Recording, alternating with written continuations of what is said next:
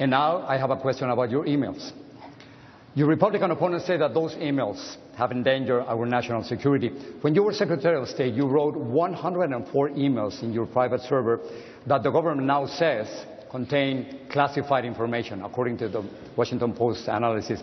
That goes against a memo that you personally sent to your employees in 2011, directing all of them to use official email, precisely because of security concerns.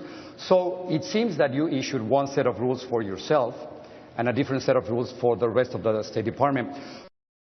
Who specifically gave you permission to operate your email system as you did? Was it President Barack Obama? And would you drop out of the race if you get indicted?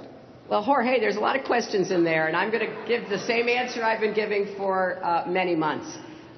It wasn't the best choice. I made a mistake. It was not prohibited. It was not in any way disallowed. And as I've said, and as now has come out, my predecessors did the same thing, and many other people in the government. But here's the cut-to-the-chase facts.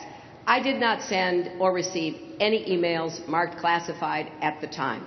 What you're talking about is retroactive classification. And the reason that happens is when somebody asks, or when you are asked to make information public. I asked all my emails to be made public. Then all the rest of the government gets to weigh in.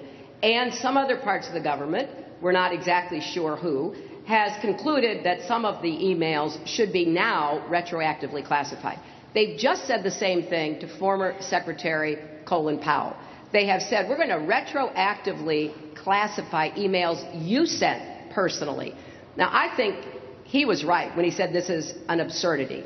And I think that what we've got here is a case of overclassification. Who gave you permission? I am not concerned about it. I am not worried about it. And no Democrat or American should be either. The questions were, Secretary Clinton,